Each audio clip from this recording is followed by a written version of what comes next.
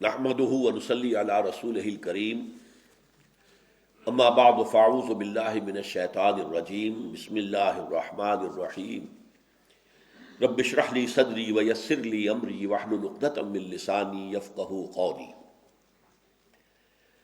ہمارا جو مطالعہ قرآن حکیم کا جو منتخب نصاب سلسلے وار زیر درس ہے ان مجالس میں، اس کا جو شائع شدہ کتابچہ ہے اس کی روح سے اس کا اگلا سبق ہے سورہ تحریم۔ خاندانی زندگی کے اعتبار سے ایک خاص پہلو کے جو سورہ تحریم کے اندر بیان ہوا ہے، لیکن میں آج یہ چاہتا ہوں کہ اس موضوع کا تعارف کراؤں کہ ترتیب ہمارے ہاں کیا ہے۔ دیکھیے، یہ پورا انسانی معاشرہ جو ہے، اس کی جڑ بنیاد تو ہے فرد، ہر فرد۔ فرد ٹھیک ہوگا تو معاشرہ ٹھیک ہوگا، فرد ٹھیک نہیں ہوگے تو معاشرہ کیسے ٹھیک ہو جائے گا؟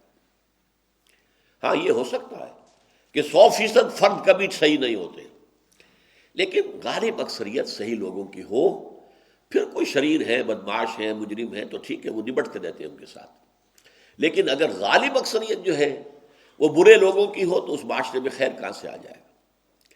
تو پہلا کام تو ہے فرد کو بنانا، اس کی تعمیر سیرت۔ ہم نے جو مقامات اب تک پڑھے ہیں مطالعہ قرآن حکیم کے اس منتخب نصاب کے تیسرے حصے میں، وہ انفرادی شخصیت کے اعتبار سے سورہ مومنون کی ابتدائی آیات، سورہ معارج کی ہم مضمون آیات، پھر یہ سورہ فرقان کا آخری رکوع۔ فرد سے آگے چلتے ہیں تو پھر ایک خاندان کا معاملہ آتا ہے، اور یہ خاندان جو ہے اگر یہ مضبوط ہو، مستحکم ہو، اس میں خیر ہو، صلاح ہو، اس میں امن ہو، شانتی ہو، اطمینان ہو، تو ظاہر بات ہے کہ پھر پورے معاشرے میں یہ ویلیوز پھیلیں گی۔ اس لیے کہ باقی معاشرہ جو ہے وہ در حقیقت خاندانوں سے مل کر بنا ہے۔ اب ہمارا ملک ہے، اگر اس میں 14 کروڑ کی آبادی ہے، تو اگر ہر خاندان میں آپ آن دی ایوریج 7 آدمی شمار کریں تو گویا کہ 2 کروڑ خاندانوں پر مشتمل ہے پاکستان کا معاشرہ۔ تو اگر اصلاح کا عمل چلے گا تو فرد کے بعد خاندان کے ادارے کو مستحکم کیا جائے۔ یہی وجہ ہے، دیکھیے، قرآن مجید میں سیاسی نظام کے بارے میں بہت کم مباحث آئے ہیں، بہت کم آئے ہیں۔ اقتصادی نظام کے بارے میں کچھ احکام آئے ہیں اور کچھ اس کے اصول رہنما دے دیے گئے۔ معاشرہ جب وجود میں آتا ہے خاندانوں کے جمع ہونے سے، اس کے بارے میں بھی معاشرتی ویلیوز کیا ہونی چاہیے اور معاشرتی ایونز، برائیوں کا کیا تصور ہے، یہ بھی قرآن مجید میں آیا۔ لیکن سب سے زیادہ تفصیل کے ساتھ قرآن مجید میں آئلی قوانین آئے۔ کتنی تفصیل سے آئے؟ یوں سمجھیے ایک پیرامڈ ہے۔ پیرامڈ کیا ہے؟ سب سے زیادہ قرآن مجید کا حصہ آپ کو ملے گا فرد کو درست کرنے کے لیے، اس کے نظریات درست ہوں، اس کے خیالات درست ہوں، اس کے عقائد درست ہوں، وہ اللہ کو مانے، شرک سے بچے، توحید کو مانے، آخرت کو مانے، رسالت کو تسلیم کرے، پھر اس کے اعمال درست ہوں، جس کو کہ ہم پڑھ رہے ہیں اس وقت جو ہے۔ اس کے بعد خاندان کی اصلاح ہو، خاندان مستحکم ہو، خاندان میں صلاحیت ہو، صالحیت ہو، پھر معاشرہ خاندانوں کے اوپر جو مشتمل ہے، پھر ایک اقتصادی نظام، پھر ایک سیاسی نظام۔ یہ پیرامڈ ہے۔ سب سے زیادہ تفصیلی باتیں انفرادی شخصیت کو درست کرنا، اور پھر اس سے کم یہ ہے خاندانی نظام کے لیے آئلی قوانین۔ سورہ بقرہ میں کئی رکوع ہیں کہ جو مسلسل چلے گئے ہیں نکاح و طلاق کے معاملے میں۔ اس کے بعد آتا ہے معاشرہ۔ اس کے بعد جو لیٹسٹ کانسیپٹ ہے انسانی، یوں سمجھیے عمرانیات کے اندر، سوشولوجی جو ہے، ہیومن سوشولوجی، اس میں لیٹسٹ کانسیپٹ ہے ریاست، اسٹیٹ۔ اور اس سے بھی آگے اب جو معاملہ جا رہا ہے وہ گلوبل اسٹیٹ قائم کرنا، ورلڈ آرڈر قائم کرنا۔ ادھر انسان جا رہا ہے، اور وہ جا رہا ہے خباثت کے تحت۔ اگرچہ ہمارا ایمان اور عقیدہ ہے کہ ورلڈ اسٹیٹ قائم ہوگی اور نیکی کی قائم ہوگی بالآخر۔ ابھی شرارت کو جو ہے پنپنے کا اور موقع ملے گا، اللہ تعالیٰ اور ان کی رسی دراز کرے گا، لیکن بالآخر خلافت علی منہاج النبوت کا نظام پوری دنیا میں قائم ہو۔ تو گلوبل اسٹیٹ جو ہے وہ بھی وجود میں آئے گی، ہمارے نزدیک بھی آئے گی، یہودیوں کے نزدیک بھی آئے گی، عیسائیوں کے نزدیک بھی آئے گی۔ عیسائی بھی سمجھتے ہیں کہ گلوبل اسٹیٹ امریکہ کدھر جا رہا ہے. New world order, new world order کے لیے IMF ہے، ورلڈ بینک ہے، نیو ورلڈ آرڈر کے لیے یونائٹڈ نیشنز ہے، نیو ورلڈ آرڈر کے لیے اب WTO ہے، ورلڈ ٹریڈ آرگنائزیشن ہے، اسی کے لیے ٹرپس کا معاہدہ ہے. یہ سارے سب کچھ کیا ہو رہا ہے؟ کدھر جا رہا ہے معاملہ؟ Social engineering programme united nations کے تھرو کس طرف جا رہا ہے کہ پوری دنیا کے اندر ایک ہی تہذیب ہو، وہی بے حیائی جو ہمارے ہاں ہے، اور وہی مرد اور عورت کو بالکل شانہ بشانہ لا کر میدان میں کھڑا کر دینا. نہ عورت عورت رہے، نہ مرد مرد رہے، بلکہ یہ سب مل کر ایک کوئی درمیانی مخلوق بن جائے اور خاندانی نظام کا تہبانہ کر دے. یہ سوشل انجینئرنگ اس کا عنوان ہے. تو یہ ہو رہا ہے دنیا میں. تو اس وقت میں آپ کو بتانا چاہتا ہوں کہ خاندان کے ادارے کو مستحکم کرنا جو حکمت دین کا جو ہے ایک اہم موضوع ہے. یہ کس اعتبار سے ہوتا ہے؟ نمبر ایک، یہ خاندان وجود میں آتا ہے ایک مرد اور ایک عورت میں رشتہ نکاح سے. اس نکاح کی کتنی تاکید قرآن میں ہے، احادیث میں ہے. اس کے لیے دائرہ کتنا وسیع کر دیا ہے. آپ ٹھیک ہے، ایک مسلمان مشرکہ خواتین سے نکاح نہیں کر سکتا، مشرکات ہیں. حالانکہ یہ عیسائی جو ہے کتنے بڑے مشرک ہیں، ان میں سے بھی عیسائی اور یہودیوں کو مستثنیٰ کر دیا گیا. عیسائی اور یہودی عورت سے آپ شادی کر سکتے ہیں، مشرکہ سے نہیں کریں گے، ہندو سے نہیں کریں گے، کوئی اور جو بھی مظاہر فطرت کو پوجنے والے ان سے نہیں کریں گے. پھر مسلمانوں کے اندر چند رشتے مقرر کر دیے کہ ان سے تو یہ اب محرمات ابدیہ ہیں، ان سے شادی نہیں ہو سکتی. باقی جو خود پہلے ہی سے کسی کے نکاح میں ہے خواتین محصنات، ان سے نکاح نہیں ہو سکتا. باقی آپ کے لیے کھلی چھوٹ ہے. احل لکم ما وراء ذالک، یہ سورہ نساء میں جہاں وہ محرمات ابدیہ کا ذکر آیا، باقی سب حلال ہے تمہارے لیے، تم شادی کرو. پھر شادی میں بھی اتنی چھوٹ نہیں، دو دو تین تین چار چار، اس لیے کہ اللہ تعالیٰ نے طبائع بنائی ہے نا، طبیعتیں ہیں. کسی کے طبیعت کے اندر حب مال، دولت کی حرص بہت زیادہ ہے، کسی کے اندر شہوت زیادہ ہوتی ہے. جس شخص کے اندر وہ شہوت اتنی زیادہ نہیں ہے وہ نہیں سمجھ سکتا، لیکن جس کے اندر وہ شہوت ہے وہ ایک بیوی پر قناعت نہیں کر سکتا. تو قدرت بنانے والا تو اللہ ہے نا، اللہ جانتا. اللہ تعالیٰ نے انسان کے اندر جو ہے وہ داعیات رکھے ہیں. تو یہ دو دو تین تین چار چار، مثنیٰ و ثلاث و رباع کی حد تک جو اجازت دی گئی ہے وہ کس لیے دی گئی؟ نکاح کرو، زنا کا دروازہ بند کرو. نکاح کا میدان جتنا کھلا ہوگا اتنا ہی زنا کا دروازہ بند ہو جائے گا. اور نکاح کو آپ سخت کر دیں گے، تنگ کر دیں گے، اس کی شرائط بڑھا دیں گے، اس کے لیے رسومات اور اس کے لیے خرچے اور اس کے لیے یہ کر دیں گے، تو ظاہر بات ہے کہ زنا کا راستہ کھل جائے گا. یہ ریسیپروکل ہے ایک دوسرے کے خلاف، زنا یا نکاح. اسی لیے سادہ ترین تقریب ہونی چاہیے نکاح کی. اس کے اندر جو ہے کوئی بہت بڑے بڑے خرچے اور یہ نہیں ہے. اور فرض کیجئے کہ آپ کے پاس آپ کی معاشی حالت جو ہے وہ بہت اچھی نہیں، کوئی بات نہیں. حضور نے فرمایا کہ جو آئے گی وہ اپنا رزق لے کر آئے گی، اللہ تعالیٰ کا رازق ہے، توکل کرو، شادی کرو. ہاں جس کے پاس مہر دینے کے لیے بھی کچھ نہیں ہے، اس کے لیے کہا گیا کہ اس کے لیے بھی ایک رعایت کر دی گئی. کسی لونڈی سے، ہمارے معاشرے میں معاملہ موجود نہیں ہے، اس وقت تھا، لونڈی سے نکاح کر سکتے جو حالانکہ پسندیدہ نہیں ہے، ورنہ یہ کہ روزے رکھو تاکہ شہوت کا زور جو ہے ٹوٹ جائے. تو اس حوالے سے نکاح کا معاملہ جو ہے، اسی لیے میں آپ کو ایک حدیث آج خاص سنانا چاہتا ہوں. حضور نے فرمایا النکاح من سنتی، یہ تو جو نکاح کا خطبہ ہوتا ہے اس میں ہمیشہ آپ سنتے ہی ہیں، فمن لم یعمل بسنتی فلیس منی، جان لو جو میری سنت پر عمل نہیں کرتا وہ مجھ میں سے نہیں ہے. یہ جو رہبانیت کا نظام دنیا میں رہا ہے، شادی نہ کرنا، شادی کریں گے 100 کھکیڑ پیدا ہو جائیں گے، کہاں ایک پیٹ کا پالنا، کہاں یہ کہ اب بیوی کو بھی کا رزق چاہیے اور بچوں کے لیے چاہیے، اور بچوں کی یہ مشکلات ہیں اور بچوں کے یہ مسائل ہیں، وہ بیمار ہو رہے ہیں، ان کا مدرسہ ہے، یہ سوچنا. لیکن اس وجہ سے ہم شادی نہ کریں، سختی کے ساتھ روک دیا گیا. یہ راستہ بند ہے شریعت کے اندر. اور بڑی ہدایت کی گئی کہ نکاح جلد سے جلد کرو، بچے اور بچیاں جوان ہو جائیں جلد سے جلد شادی کرو، ورنہ اگر وہ غلط راستے پر پڑ جائیں گے تو وبال والدین پر آئے گا کہ انہوں نے دیر کیوں کی. اس میں 3 اشخاص کا ایک خاص معاملہ، یہ صحیح بخاری کی روایت ہے، ثلاث راہط، تین افراد میں کچھ زیادہ تقویٰ کا اور نیکی کا اور خیر کا بھلائی کا جذبہ کوئی بہت زیادہ بڑھ گیا، اعتدال سے آگے نکل گیا، تو انہوں نے سوچا کہ پہلے تو ہم پتہ کریں کہ حضور رات کو کتنی دیر نماز پڑھتے ہیں، کتنی دیر سوتے ہیں، اور حضور مہینے میں کتنے روزے رکھتے ہیں۔ ازواج مطہرات سے جا کے پوچھا، انہوں نے صاف صاف بتا دیا حضور رات کو نماز بھی پڑھتے، سوتے بھی ہیں، اور روزے رکھتے بھی ہیں، نہیں بھی رکھتے۔ تو انہوں نے کہا کہ حضور تو اللہ کے برگزیدہ ہیں، اللہ نے ان کے اگلے پچھلی خطائیں ساری ویسے ہی معاف کر دی ہیں، پھر معصوم ہیں، گناہ تو ان سے ہوئے ہی نہیں، نہ ہو سکتے ہیں، تو ان کے لیے تو اتنی عبادت کافی، ہمارے لیے کافی نہیں ہے۔ ایک نے کہا کہ میں ساری عمر شادی نہیں کروں گا، بس اللہ سے لو لگاؤں گا۔ دوسرے نے کہا میں پوری رات کھڑا رہوں گا نماز کے لیے، میں اپنی کمر جو ہے بستر سے لگاؤں گا ہی نہیں۔ تیسرے نے کہا کہ میں ہر روز روزہ رکھوں گا، کوئی نافرمانی نہیں کروں۔ حضور کو اس کی اطلاع ہو گئی، آپ نے طلب فرمایا اور بڑے غضبناک انداز میں فرمایا، یہ آپ کا انداز نہیں ہے عام طور پر۔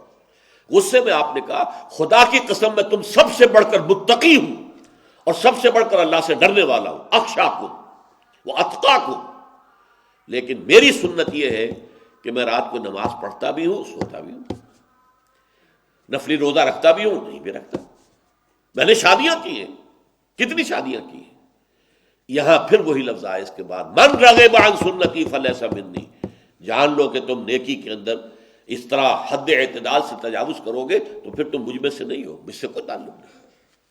تو پہلی بات جو ہے نکاح کے ضمن میں کہ نکاح کے لیے یہ تاکید۔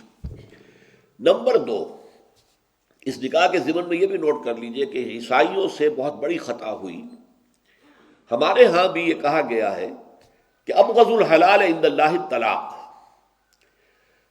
شریعت میں جو چیزیں حلال ہیں ان میں اللہ کو سب سے زیادہ ناپسند طلاق ہے، لیکن طلاق کو رکھا گیا ہے۔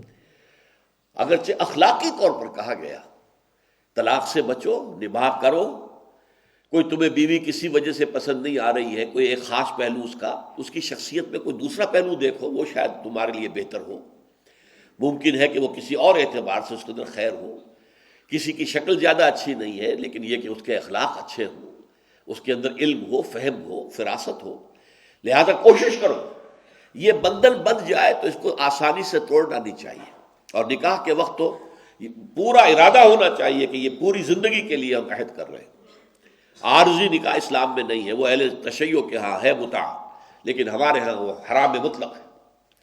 لیکن یہ کہ اس کے باوجود فطرت کا ایک تقاضا جو ہے اس کو پورا کرنے کے لیے اب ایسا نہ ہو کہ بندھن بن گیا ہے لیکن دل نہیں مل رہے، آپس میں مزاج نہیں مل رہے، چخ چخ ہو رہی ہے، چپقلش چل رہی ہے، کوئی معاملہ جو ہے جو چاہیے کہ گھر کے اندر اس میں محبت ہو، الفت ہو، موافقت ہو، ایک دوسرے پر اعتماد ہو، ایک دوسرے سے مشاورت ہو، اس طرح مل کر گاڑی کے دو پہیوں کی طریقے سے گاڑی چل رہی، اگر یہ کیفیت نہیں ہے تو پھر طلاق کو راستہ کھول دیا گیا۔ بلکہ سورہ نساء میں ایک جگہ پر ترغیب دی گئی ہے کہ طلاق کرو، اور ایک حدیث میں تو حضور نے یہ فرمایا ہے کہ اس اللہ تعالیٰ تین اشخاص کی وہ کتنی ہی فریاد کرے ان کی فریاد سنتا ہی نہیں۔ ایک ایسا شخص جو اپنی بیوی کے ہاتھوں نالا ہے، وہ کج خلق ہے یا جو بھی ہے اس کے اندر، یہ سب ہے، روتا رہتا ہے، اس کی شکایت، طلاق نہیں دیتا، تو اللہ اس کی بات نہیں سنے گا۔ جب میں نے تمہارے لیے دروازہ کھولا ہوا ہے کیوں نہیں اسے اختیار کرتے؟ اللہ تعالیٰ جو ہے اس کے لیے بھی ہو سکتا ہے بہتر شکل پیدا کر دے، تمہارے بعد اللہ اسے کوئی بہتر شوہر جو اس کے ساتھ موافقت رکھنے والا ہوا اللہ اسے عطا کر دے، تمہیں بھی عطا کر دے۔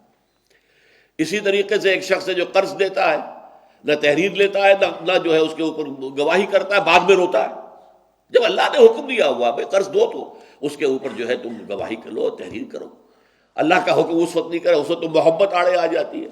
یہ تو بڑی بے مروتی کی بات ہے کہ میرا بھائی مجھ سے قرض مانگ رہا ہے، دوست قرض مانگ رہا ہے، میں کہوں کہ لکھ کے دو اور اس کے اوپر دو آدمیوں کے دستخط بھی کرواؤ، لیکن نہیں، اللہ کا حکم ہے۔ اب اگر تم نے وہ حکم نہیں مانا، اب مت رو، اللہ تعالیٰ تمہاری جو ہے وہ جو بھی تمہاری فریاد نہیں سنے گا۔ یہ میں روایت آپ کو سنا دیتا ہوں۔ وقد روا شعبۃ عن فراس من الشعبی عن ابی بردہ عن ابی موسیٰ قال ثلاثۃ یدعون اللہ فلا یستجیب لهم، تین قسم کے لوگ وہ ہیں جو اللہ کو سے دعائیں کرتے ہیں، اللہ ان کی دعا قبول نہیں کرتا۔ رجل کانت له امرأۃ سیئۃ الخلق فلم یطلقها، ایک آدمی وہ ہے جس کی بیوی جو ہے وہ بہت ہی کج خلق ہے لیکن اسے طلاق نہیں دیتا. وَرَجُلٌ آتَىٰ مَالَهُ صَفِيًّا وَقَدْ قَالَ اللَّهُ تَعَالَىٰ لَا تُؤْتُوا السُّفَهَاءَ أَمْوَالَكُمْ. اور ایک ایسا انسان جو کہ کسی نادان ناسمجھ کے حوالے اپنا مال کر دیتا ہے، جبکہ اللہ تعالیٰ کا حکم ہے کہ ناسمجھ لوگوں کے حوالے اپنے مال نہ کرو. وَرَجُلٌ لَهُ عَلَىٰ رَجُلٍ دَيْنٌ. اور وہ شخص کہ جس کا کوئی قرض کسی کے ذمے ہے، وَلَمْ يَشْهَدْ عَلَيْهِ بِهِ، اس کے اوپر اس نے گواہیاں نہیں کروائی تھی، تو اب روتا ہے تو روئے، اللہ تعالیٰ اس کی دعا نہیں سنے گا. تو یہ ہے خاندانی نظام کا ایک پہلو. دوسرا پہلو خاندانی نظام کا مرد کی قوامیت. ہر ادارے کے اندر ظاہر بات ہے کوئی ایک فرد جو ہے اس کو اونچا ہونا چاہیے. آپ کی کوئی کمپنی ہے، لمیٹڈ کمپنی ہے، 15 ڈائریکٹر ہوں کوئی پرواہ نہیں، مینیجنگ ڈائریکٹر ایک ہوگا، ایک کی بات چلے گی. جس ادارے کے 2 سربراہ ہوں گے اس میں تو فساد آ گئے. قرآن مجید میں اس کو توحید کے دلیل کے طور پر بیان کیا گیا ہے کہ اگر یہاں اللہ کے سوا بھی کوئی الہ ہوتا لفسدتا، آسمان اور زمین میں فساد رونما ہو جاتا. ایک الہ کی مرضی یہ ہے، دوسرے کی یہ ہے، لڑو آپس میں، پوری کائنات کے اندر فساد ہوتا ہے. یہ جو منظم کائنات ہے، نظم چل رہا ہے، کہیں اس میں رکھنا نہیں ہے. ایک اللہ، ایک کی مرضی، ایک کا حکم، ایک کی مشیت جو ہے وہ کار فرما. تو خاندان کے ادارے کا وقت نہیں ہے، اس میں بڑی ہی حکمت کے ساتھ، چونکہ عورتوں کے لیے یہ چیز ذرا کڑوی گولی ہے کہ ہم کیوں قبول کریں مرد کی بالادستی. اور آج کی دنیا میں تو ظاہر بات ہے ویمن لب اور فیمنزم کی تحریکیں جو ہے وہ عورتوں کو بغاوت پر اکسا رہی ہیں، خاندان کی چولیں ڈھیلی کر رہی ہیں، جیسا کہ مغرب میں ہو چکا ہے. خاندان کا معاملہ تباہ و برباد ہو گیا. لیکن یہ کہ ابھی ہمارے ہاں کچھ نہ کچھ خاندان کی اقدار باقی ہے، لیکن یہ کہ اس کو بھی وہ توڑنے کے اوپر وہ بیجنگ کانفرنس اور وہ کائرو کانفرنس اور اس کے بعد بیجنگ +5 کانفرنس، 3 عظیم کانفرنسیں ہو چکی ہیں سوشل انجینئرنگ کے لیے. اور وہ سوشل انجینئرنگ کیا ہے کہ معاشرہ ویسا ہی بناؤ جیسے کہ یورپ کا معاشرہ ہے، جیسا کہ امریکہ کا معاشرہ ہے، اپنی معاشرتی اقدار کو تبدیل کرو. تو قرآن مجید میں بھی سورہ بقرہ میں کہا گیا کہ للرجال نصیب مما کسبوا وللنساء نصیب مما اکتسبن وللرجال علیہن درجہ. مردوں کو عورتوں پر ایک درجہ حاصل ہے، حالانکہ جو فرائض اللہ نے مردوں کے لیے مقرر کیے ہیں ایسے ہی اس کو اختیارات بھی دیے ہیں. وَلَهُنَّ مِثْلُ الَّذِي عَلَيْهِنَّ بِالْمَعْرُوفِ. عورتوں کے جس طریقے کے فرائض ہیں ویسے ان کے حقوق بھی، اور مردوں کو ایک درجہ فضیلت کا حاصل ہے. لیکن پھر آ کر سورہ نساء میں بات کو کھول دیا گیا، الرجال قوامون علی النساء فالصالحات قانتات حافظات للغیب. یہ جو قانتات ہوتی ہیں، جو اپنے شوہروں کی اطاعت کرتی ہے، بندگی ان کی جو ہے ان کا کہنا مانتی ہے، ان کے حکم کے مطابق چلتی ہے، مشورہ دیتی ہے، لیکن شوہر مشورہ قبول نہ کرے تو اس پر دل میں کوئی گرہ نہیں باندھ لیتی. ٹھیک ہے، اختیار ہے اس کا، اللہ تعالیٰ نے اس کے ہاتھ میں گرہ رکھی ہے. شادی کی گرہ، نکاح کی گرہ بھی تو مرد کے ہاتھ میں ہے. طلاق وہ جب چاہے دے سکتا ہے. عورت طلاق نہیں لے سکتی، وہ تو خلا کرے گی، یا تو عدالت کو بیچ میں ڈالے گی یا برادری کے بڑے لوگوں کو، پنچوں کو درمیان میں ڈالے گی، تو خلا حاصل کرے گی، طلاق دے نہیں سکتی. مرد کو اختیار دیا گیا ہے.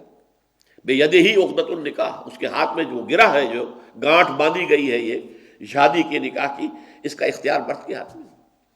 فالصالحات قانتات حافظات للغیب. نیک بیویاں وہ ہیں جو شوہروں کی اطاعت گزار ہیں. یہاں تک حضور، یہ تو قرآن کے الفاظ ہیں سورہ نساء کے، حضور نے یہاں تک فرمایا اگر کسی انسان کو سجدہ کرنا جائز ہوتا، کسی انسان کو سجدہ کرنا جائز ہوتا تو میں بیویوں کو حکم دیتا کہ وہ شوہروں کو سجدہ کریں. یہ ہے حکمت نبوی. خاندان کا ادارہ مستحکم اگر رہے گا تو اسی طور سے رہے گا کہ یہ ان دونوں کے درمیان جو ہے ایک مرد کے اور عورت کے درمیان معاہدہ تسلیم کرے قولاً زینا کہ مرد قوام ہے، اس ادارے کا سربراہ ہے، اس کو حاکم کہہ لے، اور عورت کی حیثیت وزیر کی ہے، مشیر کی ہے، وزیر کی ہے. تیسری چیز اس استحکام خاندان کے ضمن میں کیا ہے؟ اللہ تعالیٰ نے جو شہوت کا جذبہ انسان میں رکھا ہے، جس کے بارے میں آپ کو معلوم ہے کہ جو جدید سائیکالوجی کا سب سے بڑا بابا آدم سمجھا جاتا ہے فرائڈ، اس کے نزدیک تو انسان کے محرکات عمل میں سب سے زیادہ پوٹنٹ جو ہے وہ سیکس ہے، سیکشول ارج ہے. ہم اس سے اتفاق نہیں کرتے، اس نے مبالغہ کیا ہے، لیکن اس میں کوئی شک نہیں کہ یہ جو سیکشول ارج ہے یہ بہت قوی ہے، بہت قوی ہے. اور یہ اسلام یہ چاہتا ہے کہ یہ جتنی بھی اٹریکشن ہے مرد کے لیے میں عورت کے لیے، عورت میں مرد کے لیے، یہ زوجین کے درمیان رہے، زوجین سے باہر نہ جائے. یہ سارا نظام ہمارا معاشرے کا بنتا ہے. پردہ کیوں ہے؟ سیگریگیشن آف سیکسز کیوں ہے؟ تاکہ آپ کی نگاہ ہی نہ پڑے. خامخواہ آپ نے دیکھا کسی عورت کو اور وہ آپ کے دل میں گھر کر گئی، اب وہ آپ کے خوابوں میں آئے گی، آپ کی سوچ میں رہے گی. نتیجہ کیا نکلے گا؟ اپنی بیوی کی طرف رغبت نہیں رہے گی. وہ جو بانڈ آف لو ہے بٹوین ہسبینڈ اینڈ وائف وہ کمزور ہوگا، خاندان کا ادارہ کمزور ہو جائے گا. یہ سارا معاملہ جو ہے پردہ ہے، حجاب ہے، ستر ہے، اس کے لیے تفصیلی احکام سورہ نور میں ہے، سورہ احزاب میں ہے. یہ سب کس لیے؟ تاکہ سارا فوکس آف اٹینشن جو ہے وہ ہو زوجین کا ایک دوسرے کے لیے. ادھر ادھر بھٹکنا جو ہے وہ ہو نہ. کسی عورت نامحرم کے اوپر نگاہ پڑ گئی ہے، ایک نگاہ جو ہے جائز ہے، اس کی اجازت ہے، پلٹ کر دوبارہ دیکھا تو پکڑے جاؤ گے، اس لیے کہ اندیشہ موجود ہے. یہ سیکشول ارج جتنی مضبوط ہے اتنی ہی اس کی بے راہ روی کا امکان موجود ہے. بے راہ روی جتنا بھی پوٹنٹ کوئی ارج ہے اتنی ہی اس کے اندر بے راہ روی کا امکان موجود ہے. لہذا پورا معاشرتی ڈھانچہ ہمارا اس لیے بنیاد کیا to eradicate the social evil of زنا، یہ سرے سے نہ رہے، تاکہ جتنی بھی سیکشول اٹریکشن وہ زوجین کی اپنے باہم رہے. ان کے درمیان جتنی قوت ہوگی، جتنا محبت ہوگی، جتنا قرب ہوگا، جتنی مودت اور رحمت کے الفاظ قرآن مجید میں آئے ہیں، رحمت اور مودت ہو، ایک دوسرے کے دکھ کو محسوس کرنا ہوتا ہے، ایک دوسرے کی رائے کا احترام کرنا ہوتا ہے، ایک دوسرے کے جذبات کا خیال کرنا ہوتا ہے. یہ ساری چیزیں یہ اگر زوجین کے مابین ہیں تو خاندان کا ادارہ مضبوط رہے گا. چوتھی جو ڈائمنشن ہے اس کی وہ والدین اور اولاد کے حقوق. یہ ہم جب پڑھیں گے سورہ بنی اسرائیل کے 2 رکوع، تیسرا اور چوتھا، تب آئے گا کہ والدین کی خدمت، ادب، ان کے سامنے کندھے جھکا کر رکھنا، سینہ تان کر بات نہ کرنا، یہ چیزیں جو ہیں یہ خاندان کے ادارے کو مضبوط کرنے والی. خاندان بنتا کیسے؟ ایک مرد اور ایک عورت نکاح کے بندھن میں بندھے. اب سیکنڈ ڈائمنشن شروع ہوگی، وہ اولاد شروع ہو گئی. اب اولاد کی محبت والدین کے دلوں میں تو اللہ تعالیٰ نے اولاد کے لیے بے انتہا محبت پیدا کی ہوئی ہے. وہ اتنی فطری محبت ہے کہ اس کے لیے کہنے کی ضرورت نہیں ہے کہ تم اپنی اولاد سے محبت کرو، بلکہ یہ کہا گیا ہے کہ روکو اس محبت کو، ذرا کہیں زیادہ نہ ہو جائے، کہیں وہ تمہارے لیے، جیسا کہ ہم پڑھیں گے سورہ تحریم میں، کہ وہ محبت بڑھ کر غلط راستہ اختیار نہ کر لے کہ ان کی وجہ سے تم حرام کے اندر منہ مارو. اچھا کھلانا ہے، اچھا پہنانا ہے، اچھی تعلیم کرنی ہے، پیسے حلال کے ذریعے سے نہیں آ رہے، حرام کے اندر منہ ڈالو گے تو یہ محبت نہیں ہوگی، یہ عداوت ہو جائے گی. ہم پڑھ چکے ہیں سورہ تغابن میں، یا ایھا الذین آمنوا ان من ازواجکم واولادکم عدوا لکم فاحذروہم. یہ محبت حد اعتدال سے تجاوز کر جائے، حرام میں منہ مارنے پر آمادہ کر دے تو گویا کہ یہ عداوت ہے، محبت نہیں. البتہ اولاد کے دل میں والدین کے لیے محبت کا فطری جذبہ نہیں ہے. یہ سلیم الفطرت اولاد ہوتی ہے، وہ احسان مانتی ہے اپنے والدین کا. وقل رب ارحمہما کما ربیانی صغیرا. لیکن یہ اولاد جب جوان ہو جاتی ہے، پہلے تو ٹھیک ہے ان کی محبت بھی والدین کے ساتھ ہوتی ہے، جوان ہو گئی، شادیاں ہو گئی، ان کی محبت کا نیا نیوکلیس وجود میں آ گیا. بیٹے کے لیے اب اس کی بیوی آ گئی ہے، ظاہر بات ہے کہ ان کے درمیان بھی محبت مطلوب ہے. اولاد ہو گئی تو اور زیادہ محبت جو ہے کا برکس جو ہے وہ اولاد ہو جائے گی. تو اس سے والدین کے اندر جسے آپ کہتے ہیں محرومی کا احساس، ایک پیاس سی پیدا ہو جاتی ہے کہ اب ہم سے محبت کرنے والا کوئی نہیں. یہ انتہائی شدید آپ کو مغرب میں نظر آتی ہے. بوڑھے والدین کے اندر جس قدر پیاس ہے، جس قدر سینس آف ڈپرائیویشن ہے، بچے ملتے نہیں، گھروں میں رکھنے کو تیار نہیں. بوڑھے لوگوں کو سنبھالنا، ظاہر بات ہے بوڑھے جو ہیں زیادہ بوڑھے ہو جائے تو بچے بن جاتے ہیں، بچوں کی سی ضدیں کرتے ہیں، بچوں کی سی خواہشات پیدا ہو جاتی ہیں. ان کو جھیلنا، اپنے آرام میں ان کو مخل ہونے دینا، اپنے فیصلوں میں ان کو رکاوٹ بننے دینا، یہ پسند نہیں ہے. آزادی چاہتے ہیں میاں بیوی جو ہے، کیوں خواہ یہ بڑے بوڑھے بیٹھے رہے، بڑ بڑ کرتے رہے یا ہمیں روکتے رہے؟ لہذا وہ اولڈ ہاؤسز کے اندر جا کر ان کو داخل کرا دو، اللہ اللہ خیر صلی اللہ، وہاں انہیں کھانے پینے کو ہے، اولاد کو دیکھنے کو ترستے رہتے ہیں۔ کرسمس کا سب سے بڑا ان کے ہاں جو ہے وہ یہی ہوتا ہے کہ شاید بیٹا یا بیٹی کو آ جائے ملنے کے لیے، بس یہ ہے ان کا احساس محرومی۔ لیکن والدین کے لیے جو ہے قرآن مجید میں کئی مقامات ہیں، وہ میں آپ کو تفصیل سے بتاؤں گا جب سورہ بنی اسرائیل کے ہم رکوع پڑھیں گے۔ اللہ کے حقوق کے فوراً بعد رسول کا حق نہیں، والدین کا حق۔ وَقَضَىٰ رَبُّكَ أَلَّا تَعْبُدُوا إِلَّا إِيَّاهُ وَبِالْوَالِدَيْنِ إِحْسَانًا، والدین کے ساتھ حسن سلوک۔ ہاں اطاعت کا معاملہ ہوگا تو اللہ کے بعد رسول کی اطاعت ہے، محبت کا معاملہ ہوگا اللہ کے بعد رسول کی محبت ہے، لیکن احسان، حسن سلوک، خدمت، دل جوئی، یہ ساری چیز جو ہے تو اللہ تعالیٰ کے حقوق کے بعد سب سے زیادہ فائق حقوق والدین کے، اور ان میں بھی والدہ کا حق 3 درجے فائق ہے والد سے، اس لیے کہ ظاہر بات ہے حملتہ امہ وہنا علی وہن وفصالہ فی عامین، یہ سورہ لقمان کے دوسرے رکوع میں ہم پڑھ چکے ہیں۔ جتنی مشقت ماں جھیلتی ہے، جتنی تکلیفیں وہ اٹھاتی ہے، باپ تو نہیں اٹھاتا اتنی۔ یہ دوسری بات ہے کہ ماں کے لیے بھی اور رات کے پرووائڈر باپ ہے، کماتا وہ ہے، محنت وہ کرتا ہے، لیکن یہ کہ بچے کی ولادت، پیدائش اور پھر پالنا شروع کا زندگی جو ہے اس میں جس قدر بوجھ ماں اٹھاتی ہے باپ تو نہیں اٹھاتا، لہذا 3 درجے اس کے ساتھ حسن سلوک بہتر ہے۔ یہ ہے در حقیقت وہ ڈائمنشنز۔ پھر چوتھی ڈائمنشن پیدا ہوتی ہے، 3rd ڈائمنشن کہیے، جب ان بہنوں بھائیوں میں آپس کی محبت۔ اس کے لیے قرآن میں فرمایا گیا کہ قطع رحمی بہت بڑا گناہ ہے، 2 جگہ، ایک مکی صورت میں بھی غالباً سورہ ابراہیم میں اور سورہ بقرہ میں شروع میں ہے، الذین یقطعون ما امر اللہ بہ ان یوصل ویفسدون فی الارض، وہ لوگ کہ جو اس رشتے کو کاٹتے ہیں جس کو کہ اللہ نے حکم دیا ہے کہ جوڑو۔ صلہ رحمی، رحمی رشتہ جو ہے، بھائی ہیں بہنیں ہیں، یہ سب کیا ہے؟ ماں کے رحم سے، ایک ہی رحم سے ان کی پیدائش ہوئی ہے، تو تمہیں اس رحم کے اوپر تم جڑے ہوئے ہو، تو صلہ رحمی کرو، آپس میں ایک دوسرے کے ساتھ بھلائی کرو، نیکی کرو، تو یہ ہے ان کا رشتہ ہے آپس میں۔ وہ جیسا کہ سورہ نساء کی پہلی آیت میں بھی، اس میں بھی رحم فرمایا گیا، یا ایھا الناس اتقوا ربکم الذی خلقکم من نفس واحدۃ وخلق منها زوجها وبث منهما رجالا كثيرا ونساء واتقوا الله الذی تساءلون به والارحام ان اللہ کان علیکم رقیبا۔ رحمی رشتوں کا لحاظ رکھو، تو اس طرح خاندان کا ادارہ جو ہے مضبوط ہوتا ہے۔ پہلے بیوی اور شوہر کے درمیان محبت، رافت، باہمی اعتماد، اور پوری سیکشول اٹینشن جو ہے ان دونوں کے مابین مرکوز ہو، ادھر ادھر بھٹکے نہیں۔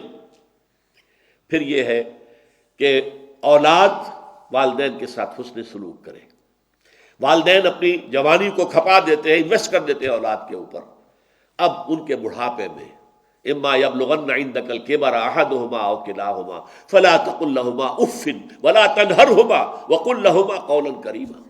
پڑھیں گے ہم انشاءاللہ نیکسٹ کے بعد، اس کے بعد اگلا درس وہی ہے۔ اور پھر بہن بھائیوں کے اندر صلہ رحمی کا تعلق، اس سے خاندان کے ادارے کو مضبوط کرنا، اور قوا انفسکم واہلیکم نارا، اس سے اس خاندان کے اندر اسلام، ایمان، خیر، بھلائی، تقوی کی افزائش کرنا، یہ ہے اصلاح انسانیت کے اندر۔ فرد کی اصلاح کے بعد دوسرا قدم جو ہے وہ خاندان کے ادارے کا استحکام اور اس کی اصلاح ہے۔ اس کے ضمن میں انشاءاللہ تعالی سورہ تحریم کا درس ہوگا۔ بارک اللہ لی ولکم فی القرآن العظیم ونفعنی وإیاکم بالآیات والذکر الحکیم۔